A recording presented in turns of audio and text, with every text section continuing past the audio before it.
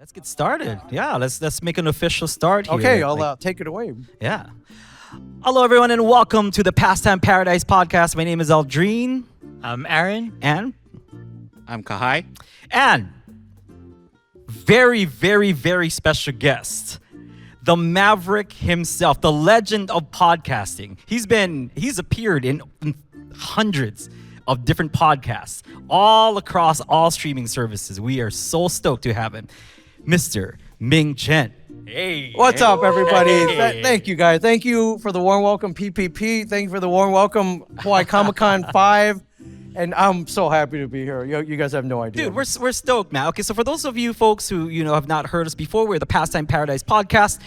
We like to talk about our pastimes here in paradise, and we made a podcast about it, so that's what we called it. That okay, or if you want to call it for short, PPPod. PPPod. Yeah. Okay. So our official website is bigpppod.com. Okay, it's very memorable. It's very easy to remember. Hell yeah, man. But so we talk about anything and everything that we're into. If we're currently obsessed with something, we'll talk about that. If we're up to something, or if we get into something, then we'll talk about that as well. So lately, aside from music and a lot of different hobbies, I took on doing stand-up comedy. And then, these guys have taken on some new stuff as well. So we talk about all kinds of different things. Yeah. So stand-up comedy, how's that going so far? I did one show. Okay. And it's, people told me that, like, hey, you could have bombed harder. Right. That's funny you mentioned that, because I've also dabbled in stand-up comedy. Right on. I've done 3 open mics. How did it go? So the first one I did in Albuquerque, New Mexico. Okay. It was in a speakeasy hidden bar located underneath a liquor store. Uh-huh. And my friend Holly was hosting. And I kind of promised her, hey, the next time I come back, I'll do your open mic. I'll jump in. On. Not really being serious, but a promise is a promise. Yeah. I had some time. I came up with some jokes. I performed at the open mic. And it was the same thing. I could have been worse. Yeah. I wasn't awesome. And I found, we were given a 5-minute time limit. I took those 5 minutes. I thought it went too fast. And I think my problem was I drag out my jokes too much. Oh. And I think the reason I did this, we're podcasters. We tell stories, and it's kind of a longer format. Yeah. Open mic, time limit, you got to be a little quicker to the punch. Right. 5 minutes, and that'll go by fast. Yeah. So it'll go by fast if you have like material and stuff, and it'll go by super slow if you're just there bombing. Yeah. So. What would be your advice for somebody who's picking up podcast? Not podcast, but stand up. I think you just got to keep doing it, and you see where you're screwing up. You see where your strengths are. I think you refine your jokes, right? And you just learn by doing. So, but I thought first I wasn't the worst person there. That was the goal, right? What people don't realize is it takes years and years and years to sharpen the jokes that you're telling from people. There's like beats that you gotta hit. There's there's lots and lots of things involved with it. And if you're just going there, if it's an open mic, you're like, I'll try this. It's fun and all, but like, in order to kill it, it takes years. Yeah, man. I was like, I'm funny. My friends tell me I'm funny, and then you get up there, it's like, oh, I'm not funny. I'm not funny. So at all. would you consider it a success or a failure? Neither. I would go somewhere in between, where I didn't fail completely, but I didn't succeed. But the second one I was in Anchorage, Alaska. Okay. And I was at a dive bar, and they had an open mic. It's like, I'll jump up again and do it. And that one went a little better. So I did learn from my mistakes from the first one. Oh, good. I think. And I think I did a little bit better for the second one. Third one I also did in Anchorage. Not as good. So, it's you're going to be hit or miss for sure. Nice. And it's very humbling. We have a saying here in Hawaii. Yes. D gets degrees. The C's get degrees. Well, no. Sometimes here in Hawaii, it's D's. As long as you don't get the F, it's pretty good. Can you C's explain? get degrees. Explain. I'm not going to say who, but a doctor friend of mine Okay. who is now a practicing doctor. Okay. He said that, Aldrine, being a doctor is super hard. But the thing that kept me going was the saying, C's get degrees. C's, as in the grade C. Yes. Being mediocre. Yes. C, like average. Yeah, I can't say which doctor on Kauai said that. Yeah. I hope I never have to see him or her. I hope everybody who's here, they go to their doctor and they're like, is that the guy who said C's get degrees? I don't know. But C's get degrees. So, What we do is I usually have a question and we do a round robin answering that question. Okay. So speaking of success and failures. What do you feel like was something that what's your how do you say this, Aaron? Your favorite failure, basically. Favorite like failure. Favorite failure? Something that you put like a ton of effort into and you had high hopes for, but it never came to fruition or it didn't have the result that you wanted. Yeah. Oh man, I know I probably failed miserably. I have to think about that though. Okay, can you go first? Oh yeah. Okay. So we used to run a website called Ukulele Underground. Okay. And that wasn't the failure. Like that was wildly successful for the time. But we tried to do like little offshoots. Yeah. We did one called Lesson Underground, where like we basically wanted to be like the the ukulele like lessons kind of almost like Patreon, where like we would host it on our site. The students would come to our site and they could book their teacher that they want. Right. Sounds like like a winner to me. Pretty We tried it out, but no one signed up. Yeah. I think you've seen most of my failures. Anyone who's watched Comic Book Men? I love that. I know they love highlighting my failures. You cannot fail for 6 seasons, 5 seasons. Yeah, but I like in terms of the store. I think there's an episode where in our town, the comic book shop is located on a very busy street. Every year they have this huge sidewalk sale. Every store picks out their merchandise they can't sell, puts up these huge tables outside, and for a weekend it becomes a big event where you can get a good deal on stuff. And every store on that street participated except for Jan Bob's Secret Stash. And the reason was because Walt Flanagan, the manager, he just didn't want to deal with it. Okay. It's like, I don't want to stand outside. I'm not Sounds going like to put Walt. up a bunch of junk outside that didn't move in the first place. Didn't want to put in the effort to get people to come and clear all this stuff out. And I'm like, man, you're passing up a golden opportunity here. Just put some stuff out. Inevitably, people will be so caught up in trying to get a good deal, they'll clear this stuff out. Okay. Old Waterworld figures that nobody wanted. Yeah. Marvel 6-string character action figures that nobody wanted. That's what sales are for, yeah? Yeah, So take so advantage. then one year I convinced him to do it, and it failed miserably. And, How so? and I mean, I had no support from the guy. I had no support from him. He was like, "See, Yeah, I told you." I think that's what. I think that's why. Like he just like wanted you to do it so I he can think watch that's you why he fail. didn't. Yeah, no, I think he definitely did that on purpose. Like, I'm not gonna give you any support. I'm gonna sit here and watch you fail out in the hot sun. You're just And- sitting there with all the water world figurines like hanging out. Oh man. Yeah, and I had a number of excuses like, oh, we could have made this look more inviting. Maybe we could have gotten Kevin to come out and promote, and that would have worked if Kevin Smith was selling these Right. Waterworld figures that I mean, nobody it is wanted. his comic book store, right? It Like, is, that makes sense. so it's his profit in the Right. in the long run. We don't get anything extra for that. But we have integrity, and we Right. we want to market things, and we try I try my best. Right. You Didn't did work. something. Yeah. You put yourself out there. I did. It wasn't very successful, but you tried something. It was bad. It was very bad. And so if you go to Red Bank, New Jersey, on the last weekend in August, sidewalk sale weekend, you will not see us participate in that. Although Walt doesn't manage the store anymore. Mike Zapsik, who was on the show. Are you guys still in Red Bank? Store's still there.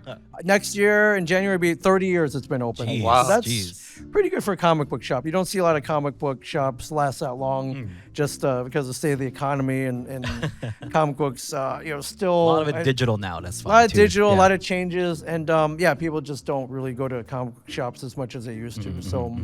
Yeah, but that was one failure that I wasn't really proud of, I guess. All good. So you made zero money. Like nobody came. I think or it you probably made, went into the negative as well. So it wasn't even zero. Yeah, back. went into zero. Yeah. Oh, because you had to like make signs and I flyers. put some I'm effort sure. into it. Yeah, I didn't spend too much, but a little minimum. Yeah. So Kevin, that was bad. We have an art walk on like Saturdays over here. Can we invite you to come back to Kauai and be like, hey Ming, we're gonna sell Waterworld figures. You wanna hang Yeah. out? I would love to. Warlord figures, Funko Pop figures that don't move. There are a lot of those. Inevitably with all toy lines, there's one thing that won't sell at all, no matter how you try. So you still work at the stash or no? You don't. No, work there anymore? I started my own business. Oddly enough, ironically enough, I opened up a podcast studio. Cool. It's a studio that I built that I rent out by the hour to Nice. podcasters. Oh, so that- guys like you, Dude, that's you want to awesome. come in and record an Next episode time for a week. we're in Jersey. Oh, you guys are invited for Oh, sure. nice. And yeah, my thing was I was like, well, everyone thinks podcasts are cool. Everyone wants to be Joe Rogan, but they don't want to mess with all the stuff you were just plugging in cables and like, trying to mess with that. They don't want to mess with that. There's a lot of technology involved. Yeah. They just want to come in and talk. And I was like, that was our goal, was to build a place like that. And it's 2 blocks from the store though, so I'm still in the same so you're town. just hanging out over there. I'm over at the store all the time. I'm still bugging Mike and the guys over there. Still. Because I was gonna ask you, what is, exclusive from Ming Chen's perspective? Okay. What is the Funko Pop that just doesn't move?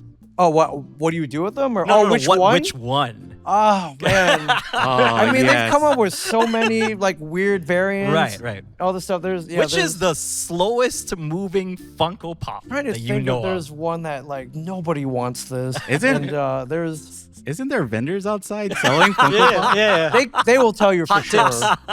Hey, anybody from outside want to come in and tell us? Tell us the slowest selling Funko Pop. Yeah, I mean, besides the Mike Zapsik pop, which no, Mike sells very well. Yeah, I mean, there's so many. I mean, if you look in the news, there are ones they put in the landfill. Yeah. Lately, because they couldn't. It was cheaper to bury them than to throw them away, apparently. Oh, That or sounds like or try to sell them at a like discount. E.T. Yeah. Like the E.T. video Atari game from the 80s. Yeah.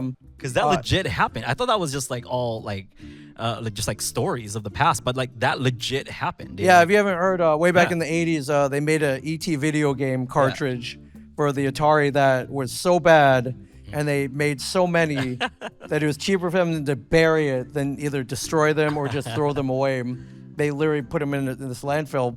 But it was a legend. People were like, oh, that didn't really happen, right. did it? That was me. Yeah. I didn't think that would happen. Yeah, but and I think 30 years later, they shot a documentary where they They dug it up. triangulated where they may have been buried, looking at old photos and records, and they just kind of blindly dug, and sure enough, like 2 days later, they found the cartridges. dang. It was all documented. But like a lot of famous people came out to watch the dig. Yeah. Like Ernest Cline, who wrote the book Ready Player One, and he was, you may have seen the movie. He came out to see, because he was just a big nerd, and it was like finding like the Holy Grail for me. So I read about that story too. I was Yeah. like, I don't know. I think it fascinated me, so I wanted to find free video games. I didn't mind. I liked the ET video game, but It was fine. Yeah, Just as long as you don't get in that hole. yeah. And ironically enough, so all the ones that they unearthed, No. they put them behind. They framed them. They're going for big bucks now. Oh, They're going for like jeez. $1,000 for each part of that. cartridge. So wait, which Funko Pop is supposed to be there? I mean- E.T. the video game, the Funko Pop. Yeah. And then it's I'll put it in my safe, and then it's like when they start digging these up, oh boy, here I come with my pristine version. Yeah, but I think Funko kind of banked on the vinyl. Their profit margins are so low. Making a Funko Pop isn't cost that much, so they'll take a chance on anything that might sell. And if it doesn't, no skin off their back, really. Nice. All right. So you guys, any failures? massive failures that You want to go, you Kai? are not proud of or maybe proud of? I'm looking for Aaron Yamasato because I'm like, Aaron, what is the rating on the stage? Can we like PG-13 or? Do I see any kids out here? Yeah, I think there's the they're- kids, right? We can, because Any- this is definitely not a rated G podcast. Do you So I guys don't know if mind? we can, I I'm think not we're, gonna- yeah, is any of the 6 people out there under 18? Yeah. I think we're We have a maybe 6 swears people. jar. Okay. Yeah, we might just have a swear jar. I think we're good. How? Jeez, what, How what many- did you do? How many F bombs do we get, and how many S bombs can we? Yeah. Can we Holy count? cow, dude! 'Cause I was gonna say, damn guys, we're in the wrong business. We should be making Funko Pops. Yeah. So yeah, a failure. We're good. Carry on. For me, it's not necessarily a failure, but I spend a lot of time editing this podcast, and then I zoom out looking at it, and I'm like, man, I spent an hour, and that was two minutes. Yeah. It's like, I hate editing. I hate it. I love shooting footage. Hate editing the footage, but you have to. Yeah, you like just doing the fun part. I really wish I could hire someone in another country Ah, and have them do it. But it wouldn't look as good though. You have to do it from the heart, my friend. But unfortunately, it takes a million hours. Yeah. But I mean, I'm sure you've edited stuff like for hours and you lost it or something that didn't turn out right, yeah. or your too many computer counts. crashed and all your all your hard work down the drain. Or I'll say that we put out a video where we talked about Aldrin trying to look for a snake head in the Philippines, a toy snake head, and we likened it to the golden ticket from Charlie and the Chocolate Yeah, Willy Factory. Wonka, yeah. And so I tried to rotoscope out the ticket and put in a snake head when he's like, I got the golden ticket. Okay. I got the golden. It took so long, and I was like, no, this is not happening. I'm not gonna do it. Not worth it already. Not worth it. Yeah. All right, so a little more appreciation for Lucasfilm, Digital Domain, like those guys are actually going to and, Oh yeah, man. and edit video Yeah. and do special effects like that. Do you think I can send them an email and be like, hey, how much for you to take out the golden ticket and put in this toy snakehead, please? Yeah, we don't have Disney's budget, so yeah, that may be a little cost prohibitive. Yeah. Aaron? Yeah. So Aldrin mentioned that we used to run Ukulele Underground. Yes. And one of the side projects that I had in my head was we wanted to make ukuleles, but not any not like any of the other ukuleles that were out there.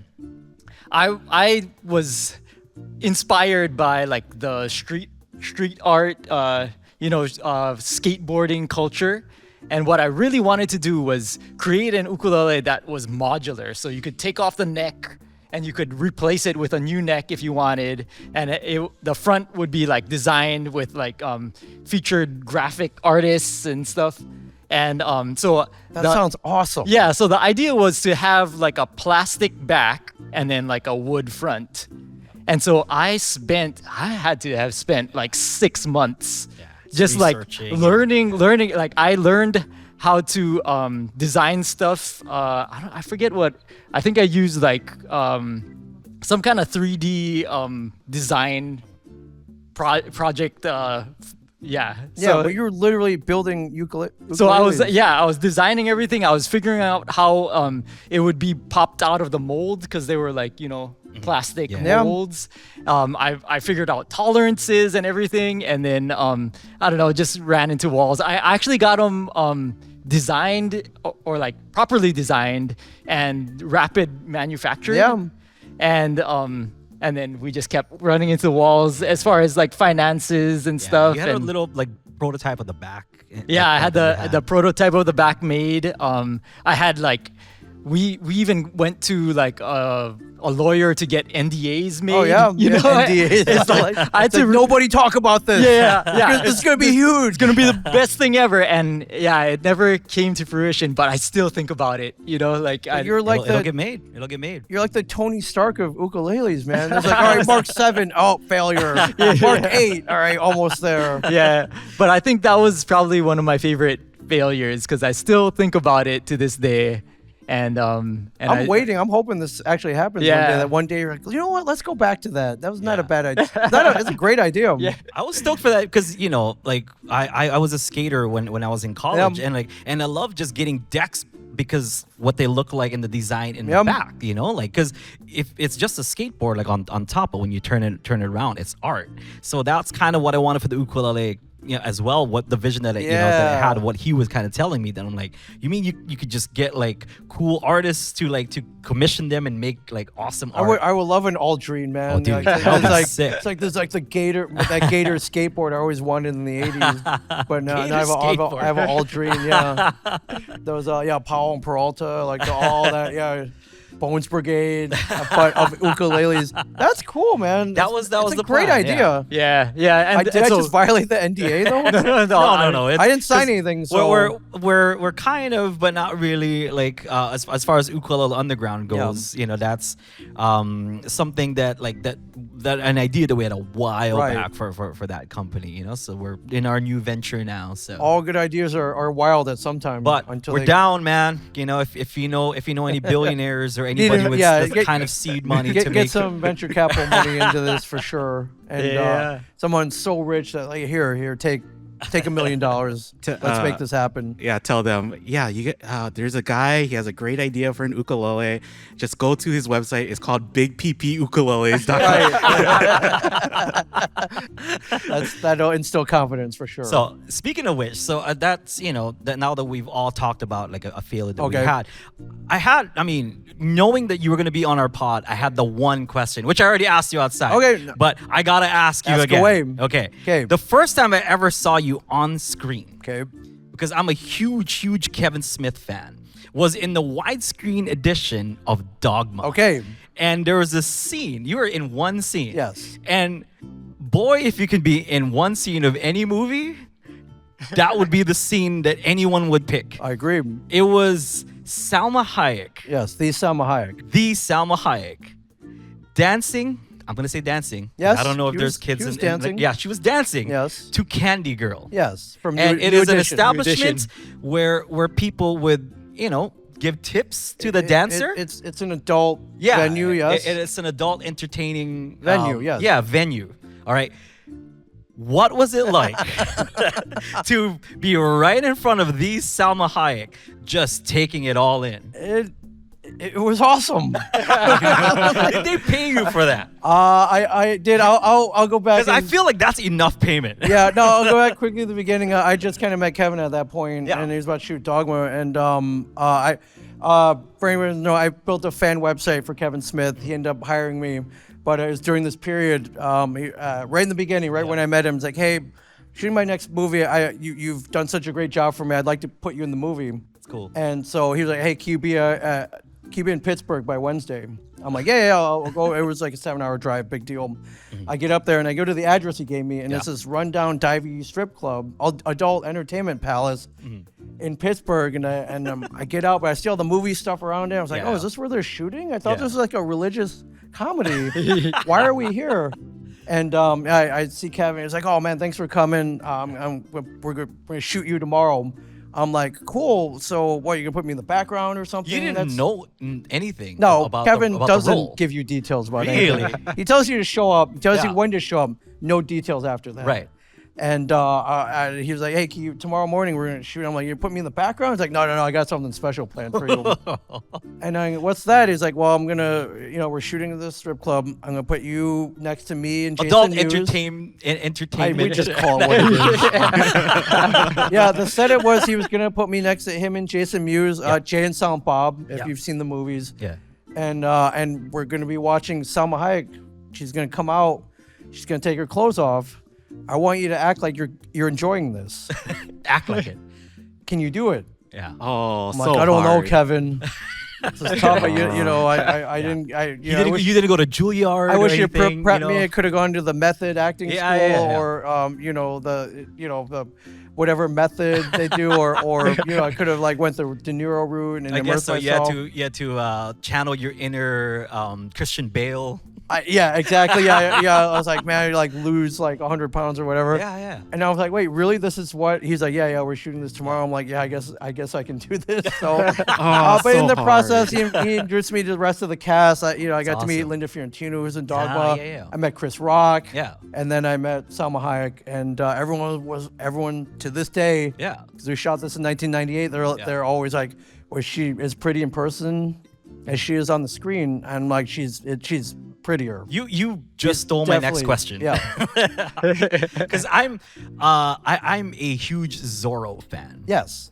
And she's why I love that movie Yes. so much. Yeah. So I was. So Antonio Banderas Yes. and Anthony Hopkins. No love. I forget who else was in it. Doesn't matter. No, but dude, I was like, I'm an Asian guy. Mm-hmm. When were they doing this casting?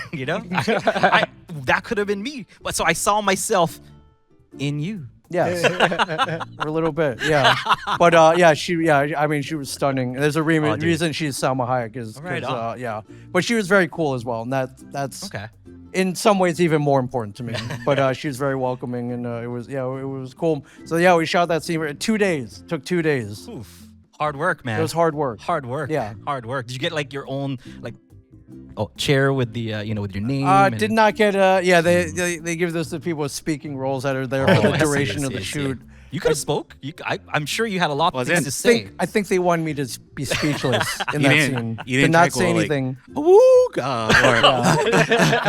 Yeah.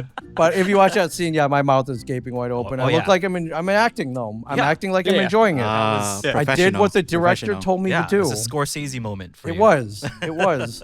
And and then I went home, and then 2 weeks later, this letter arrives in the mail. It was out check for $100. So I did, in Oh. fact, get paid to be there. Ooh, I would have just framed that check. I would have been Yeah, I like, this guess I is for should've. watching Salma Hayek. I needed to pay my rent that Oh, week, okay. so I cashed the check. I guess rent is a good excuse. Yeah, I guess so. I guess you could have just copied it. You could have scanned. You I could have guess. scanned it. You know, like. Yeah, I'm good telling the story about it though. Dude, But that's awesome. kind of the epilogue to that story, the Yeah. movie comes out. I Okay. tell my friends to go watch it. It's great.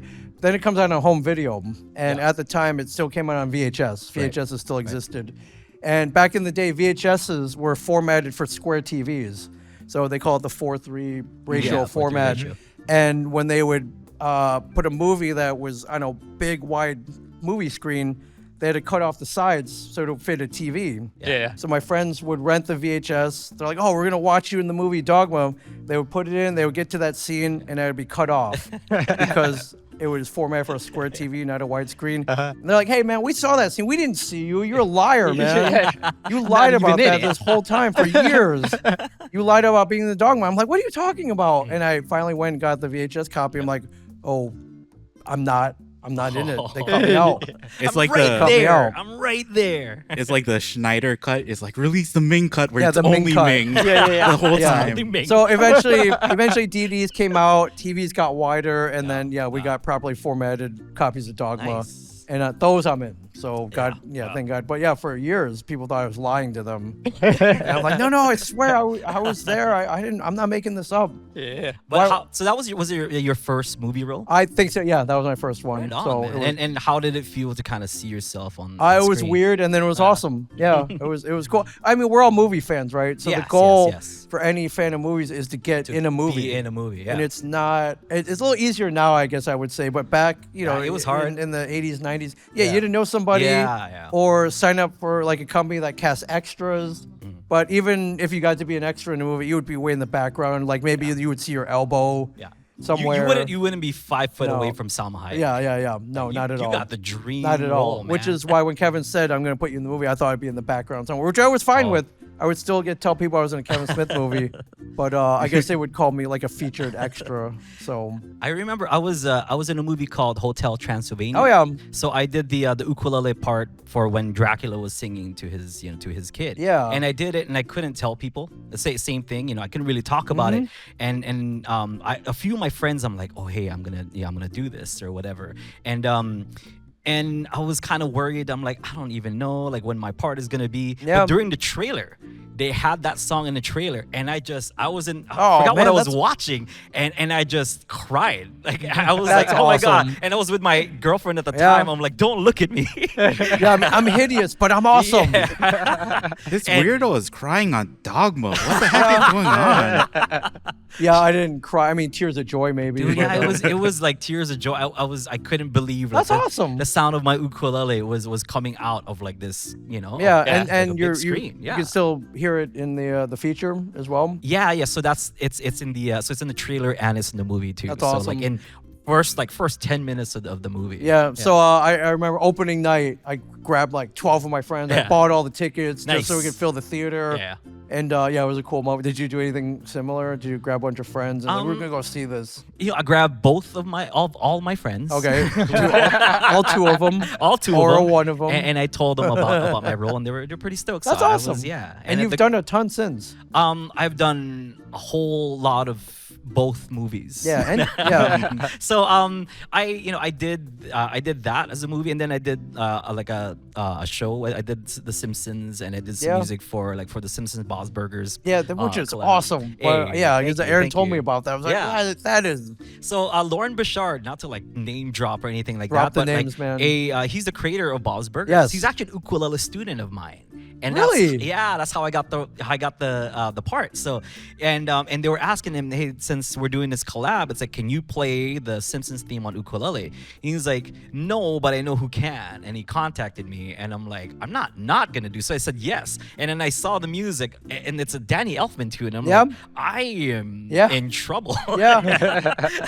What's that? Ralph Wiggum quote? Like, I'm in danger. Yeah. I'm in danger. Yeah, I'm learning. Yes. Yeah. But I think also though, you had to be like, this is what I've been working my whole life for. Yeah, this that is was the true. moment. So I'm like, either put up or shut up. Yeah. Like, either you got this or you don't. And I did. It took a little bit. I gathered a bunch of my friends like in music, and we all kind of tackled it together. And that's so cool. Yeah. That's awesome. And if you watch Bob's Burgers, the theme song's played on the ukulele, correct? Yes. Yeah, that's so cool. I didn't even think about that. And there, so that's Lauren. Lauren Bouchard does the so ukulele. he does. That's him. Yeah. That's and cool. That's my student. That's your student. I'm proud of him. Yeah, it's so good because of you. No, he did that before he became my student. But but the future him. That's it. So like when the movie came out, he was kind of sharing some of the music ideas that they had, and we were kind of trading some ideas and tips like ukulele kind of stuff. So some of the movie like songs and whatnot. Yeah, that's awesome. Yeah, that's pretty cool. That's awesome. So let's do one more question. Okay, I believe we have time for one more question. Because this is a Comic Con, we got to talk about something kind of pop culture related. Absolutely. Favorite spinoff. Favorite spinoff. Oh man. God, there's so many spinoffs. You want me to go first? Yes, I'll go first. Better Call Saul, man. Oh, Better yeah, okay, Call that's a good Saul, one, dude. That scene in the courtroom where where his phone rings and then you can't beat it. I mean, because Breaking Bad was so iconic and so crazy good that like. When they announced Better Call Saul, I'm like, well, I don't know if it's gonna be as good as Breaking Bad, but it's like it rivals it, if not surpasses. Yeah, yes. A lot of people say it's better. Insane. I think it comes very close. For sure. So, what yours? Wow. Will we have a Ming spinoff? I don't know. I'm gonna have to go back, man. I don't know if you guys are even old enough. It could be Comic Book Ming. Yeah, but no, I'm a big Three's Company fan. Okay. So I think after it ended, they did a Three's a Crowd, which didn't last very long. Okay. But it just went on Jack and his fiance and her overbearing father and him running the bistro. And it didn't last very long, but I thought it was good. I thought it was good, but that was that. Three's a Crowd. I don't think you have a fan. I don't think anybody else. Bring it back. Bring it back. The other ones, I mean, everyone loves Frasier. Frasier, it's one from Cheers, famously. Cheers. I didn't watch a ton of Frasier. Kevin's a huge Frasier fan, so he nice. started a whole podcast about it. About That's Frasier? how much about Frasier. Yeah, they did an episode breakdown. That everybody does. There was a podcast that he talked about the comeback. Yeah. And I got into the comeback because Kevin talked about it. I was like, dude, this is Valerie Cherish, one of my favorite like TV show characters of all time. She's so good. Yeah, Kevin's a purveyor of cool. If he thinks it's cool, you're definitely gonna check it out. Yeah. So yeah. You guys, spin-offs. Me first? Yeah. I kind of want Aaron to go first because I'm I'm hoping you say something and then I can be like, you activated my trap card. I'm guessing what spin-off will be. Oh, I don't know. I mean, thinking about that, like TV shows from that time period, I was a big fan of the Bob Newhart show. Yeah. And they had a spin-off called Newhart, right? Yeah. Where he moved to Vermont and he opened up like a bed and breakfast. Yes. And I was a big fan of the Newhart, the show. Yeah, the show. Yeah. But I mean, actually, when we were thinking about this topic, the first thing that actually came to mind for me was the real Ghostbusters, the cartoon. Yeah. Oh, yeah. I love that. So I think the movies came out first, right? So the live action Ghostbusters movies came out in the 80s, and then they made a cartoon sort of based off of it. So it's almost like a spin-off of it. But I liked it for the fact that it was called the real Ghostbusters because they were convincing kids that the cartoon was real. Those movies that you really enjoy, like they're all good, but they're based off of us, right? So the cartoons were saying that, and I think it feels like it confirmed our suspicions as kids that cartoons were the real thing, Right. and real life was a fake, right? Yeah. So Wasn't there another cartoon called the Ghostbusters that had nothing to do with Egon and Yeah, it I was think something? Yeah, they couldn't trademark it, so Yeah. anyone was kind of allowed to use that name. yeah. And so it was like the real Ghostbusters. yeah, so they had where to call the one based on the movie the real Yeah. Ghostbusters. Yeah. Yeah, it's a whole sordid history that's a topic for a whole podcast. Yeah. Yeah. Yeah. Yeah. I love it. So I mean. I Joe's thought that a good one. I I was like, remember wait, watching that weren't they real in the movie? Yeah, I remember saying Yeah. that when I was a kid. Yeah, yeah. But I loved it just because of that. It was like, yeah, we knew that the cartoons were real. Like, you know, we all wanted to that's be the real Bart one. Simpson at the time. Yeah. And The like, movie is the spin-off. yeah, the movie, the movie's based off of the cartoon. I love that you went to Newhart. I went to Three's Company. Like, I don't like anyone who knows about. Like, they're almost, most of them are dead. So Oh, dude. I remember all that. That's how old we're getting. I went for the low-hanging fruit. You did. You went for the easy one. For the easy one. You told me to go first, so I'm like, Yeah. I'm taking that before But anybody Three's else Company takes spun it. out. Yeah, Three's Crowd, the Ropers. That was one that didn't last very long. They tried to milk that for as much as they could, and it didn't work out. Yeah, And yeah. I was like, guys, you need the hot girls in either of the shows, and you got rid of both of them, and that's why it doesn't work. Like, it's not rocket science. So. Guy. yeah. You got anything? Yeah, Aaron didn't activate my trap card. Nothing. I gotta turn it back down. Oh Put it man, back in defense mode. I thought you were gonna say TMNT is kind of a spin-off of Daredevil, right? Oh. Daredevil? Or not?